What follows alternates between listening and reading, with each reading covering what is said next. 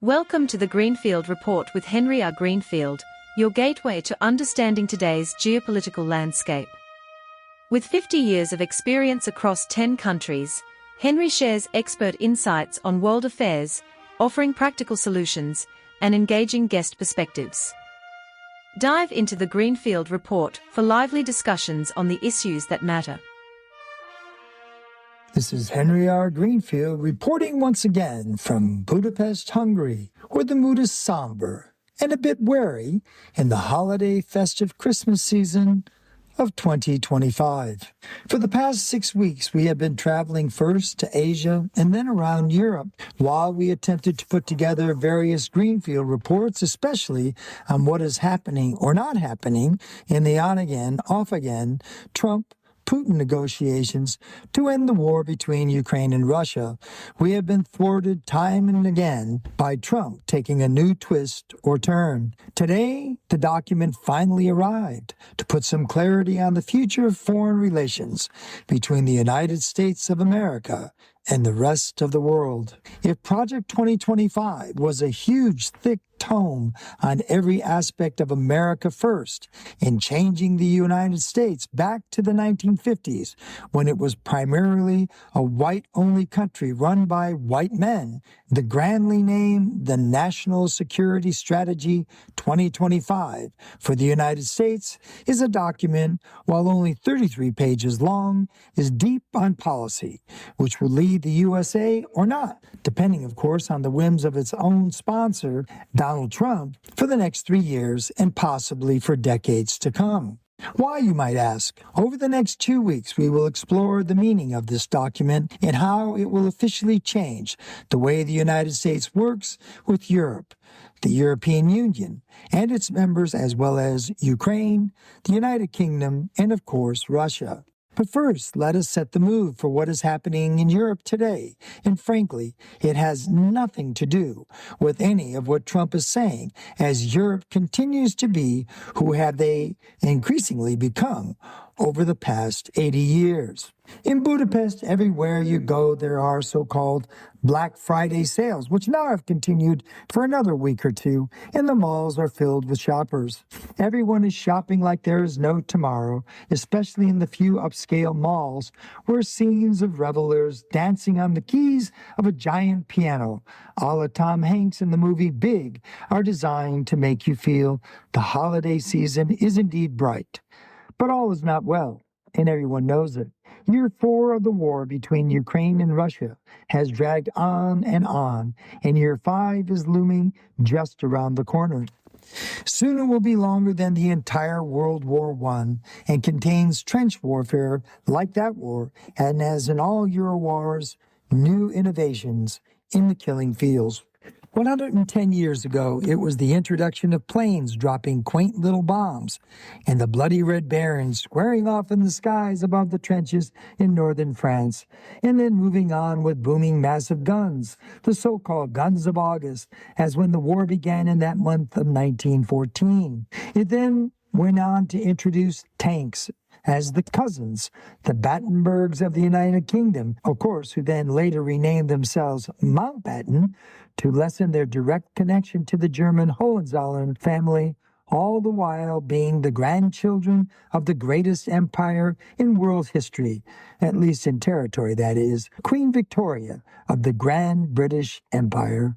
Lost in history, of course, has now been the 500-year empire of Prussia, now completely gone and part of Poland, along with other empires like the Austro-Hungarian that began the war with the assassination of their archduke by a disgruntled subject in their sprawling empire. Gone with the Ottomans and their 1,000-year empire, gone with, of course, that German empire, the Russian Tsarist empire, and after World War II, the final nail in the coffins for the French Empire, the Dutch Empire, the Portuguese. Yes, there was a Portuguese empire, and it extended quite lately, all the way into the 70s, even in Angola. And of course, the great empire of all, the greatest empire, the British Empire, where the sun never set, and we thought, well, hurrah, huzzah, and with that gone, the world would be free. But it was not. There was still the United States and its allies against the Soviet Empire, which collapsed in ignominy, while the KGB paper shredder, one Mr. Vladimir Putin, fed those documents into that shredder as the Berlin Wall fell in 1989. The end of history, according to Fukuyama, was, of course, in the end of nothing at all. As soon as Russia found themselves another erstwhile dictator, they were back in the game of attacking and preparing for invasions and reconstituting their old Soviet empire, lamented by Putin, the collapse of which as the worst thing that happened in the 20th century. Really, Vladimir? Worse than over 20 million people dying from the Soviet Union in World War II. And yet the fools in the West said they were looking into his soul and saw someone they could work with, including Trump, who now wants, according to the national strategy, a stable relationship with a country that John McCain characterized as one big gas station, due to both the massive amount of gas that was coming out of Russia and the fact that nothing was being developed and has not changed either in the past quarter of a century since Putin came into power. Along the way, the businessmen arrived in Moscow, Trump among them, all reveling in their new corporate rip-off opportunities, and Putin slowly but surely reeled them all in and continues to do so to this very day. No, the national strategy does not call out Putin in any way whatsoever, just in case you were wondering. Like the Sheikhs and the Emirati and the Saudis in the Gulf, Putin gets a pass. After all, he's Vladimir Putin, and as far as Trump is concerned, that is more than enough and far greater than any weak European ally. For Putin, it may, we remind you, be only expansion after expansion after expansion. First there was Chechnya, then Crimea, now Ukraine, Moldova is next, and after that, who knows? How about any of those stands? They all have oil and resources. And people, as Putin has fewer and fewer people, and they keep having more and more as he keeps killing his own and future territories in the eastern Ukraine, which have been reduced to wastelands after 4 years of bloody war. As Europe sits and ponders and ignores the reality of the war in Ukraine, once again for the fourth Christmas in a row, the question is, what, if anything, will be done to change this deadly carnage? More talk, more bombs, more death, more drones. The new tech, of course, now perfected to blow up everything, including thousands of kilometers from the front lines in eastern Ukraine. The population of Ukraine has been decimated. It is now down 25% from 51 million down to 37 million and falling over the course of the past 30 plus years. In that time, by the way, the population of India has almost doubled, and several other developing countries, which have been producers for the United States, have lifted hundreds of millions out of poverty, including China. But Ukraine, it has been a slow and now faster death spiral. Is this what independence was supposed to bring? The destruction of much of Ukraine and no secure future? Meanwhile, while Europe dithers, Trump offered his Russian concession plan. This was followed by Marco Rubio changing it to a reasonable plan, with some losses by Ukraine, including Crimea and territory lost in battle to date. A rejection, of course, was then put in by Putin after playing out Trump's erstwhile negotiators, saying he wants to get all of the East or he will win it in battle, as he put it, when he arrived in India recently while doing yet another gas deal with Modi, again thumbing their nose at Trump. Followed by Trump, of course, complaining. His best friend Orban leaving here in Budapest and getting cheap oil from his other best friend Putin using the Hungary I love you Viktor Orban exception by Trump. And now what? Waiting, more death, more refineries blown up. The Black Sea is ablaze this week. Putin says he won another city in the east. More missions to Moscow by the Russian plants. Sorry about that. The Trump team, which everyone has characterized as, at the very minimum, unorthodox. Why? Because it is Jared Kushner again, a property developer, and Steve Witkoff, another property guy and golfing buddy of Trump, and Marco Rubio once in a while, who used to be a senator. And of course, there are no career diplomats who speak Russian or really know anything about Russia. Wow, can you imagine in that room who's going to be able to control the conversation? They don't even have a Russian speaker. Perhaps they will look into Putin's eyes and see his soul once again, or the lack thereof. Tomorrow I return to France. I had hoped to be able to be here in Budapest and talked with locals about the proposed peace conference to be held in Budapest once again, as Orban has said was promised to him. Hopefully it would not be like the last time, the so-called infamous Budapest Memorandum, where Ukraine gave up their nukes for security guarantees that were hollow at best and were completely thrown out within a few years. There could be a Christmas miracle, but at the moment, Europe and Ukraine seem to be fresh out of miracles. And the peace pipe man, Donald J. Trump, who, by the way, in this great document, the National Security Strategy for 2025, goes into great detail about how he has stopped 8 wars. Well, that peace pipe guy is so caught up in his various scandals, ranging from Epstein to his losses in the recent election, to bombing boats and getting pushed back on an alleged war crimes, murdering the survivors in the Caribbean, that some are already saying he's a lame duck president. Has Trump lost his mojo? Well, I think not. I'm not sure about any of that, but what I am sure is as he has failed to stop the Ukraine-Russia war. He has consistently been bested through ill preparation, I might add, by China and Xi Jinping. He has hollowed out U.S. alliances and in fact celebrates that and has forced a fat and lazy Europe, yes, you are fat and yes, you are lazy Europe, into moving away from the United States and developing serious military capabilities not seen since, yes, World War II, and we know how that ended. The goals of Trump, which are almost exclusively personal gain for himself and his family, especially in the Middle East and more specifically in the Gulf, continue to move right along.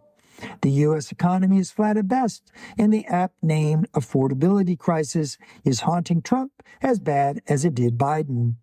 Regardless of what Trump and his spin masters want to say, Biden, by every economist's estimation, saved the U.S. from the COVID epidemic, turned the economy around, and left it a clear number 1 over China. In fact, this week, Trump even used the same value that we have talked about over and over on the Greenfield Report of a $30 trillion economy that he inherited from Biden. When he left, the economy was $20 trillion, and China was only $1.5 trillion behind, and now China is not yet, only less than $19 trillion, and the U.S. economy is $31 trillion when Trump took it over. What does that tell you? Remember that growth throughout the Biden years had been a record 16 million new jobs. Over and over we hear, oh, those were all Trumpian jobs. At 16 million?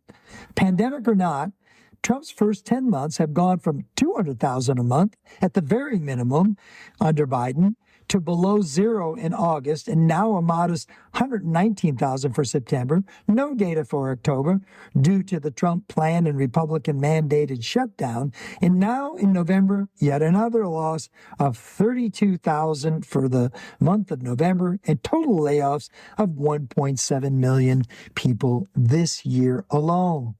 But you would never know it from the Trump propaganda machine. You would think everything was fantastic in the golden age of Trump. Ask that to the 250 million Americans who are hurting from tariffs.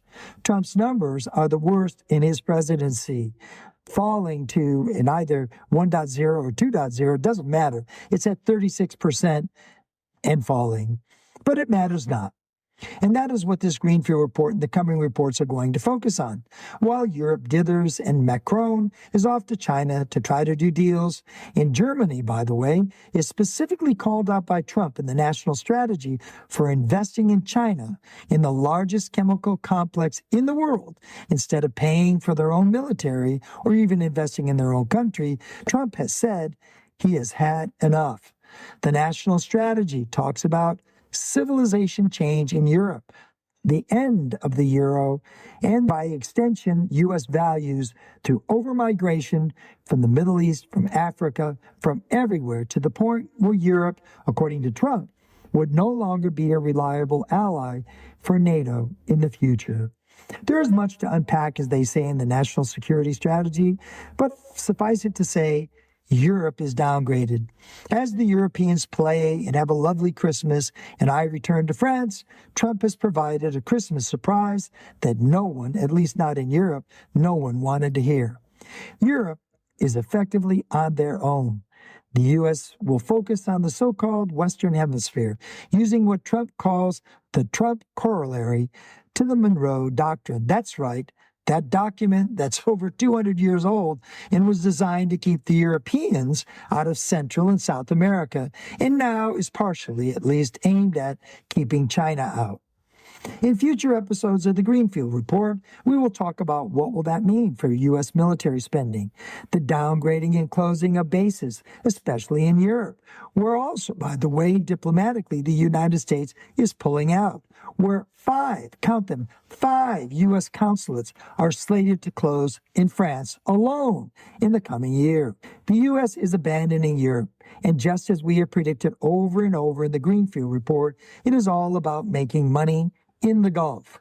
While Trump says Middle East, he specifically notes it is about making money with Saudi and those sheiks, as we mentioned, in the UAE and Qatar. And if he can get some regime change, he will bring Iran into his money-making scheme as soon as he can.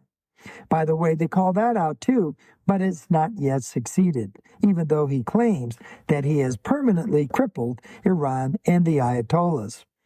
There's much to say about China in the national strategy and its role, and Trump, after completely being outclassed by Xi Jinping in his totally ill-prepared meeting with the Chinese leader in South Korea, he has all but given up on bullying Xi and will go into acceptance mode as China as a co-global partner with their sphere of influence in Asia, as long as they don't try to take Taiwan or block the South China Sea, which China claims impractically in its entirety.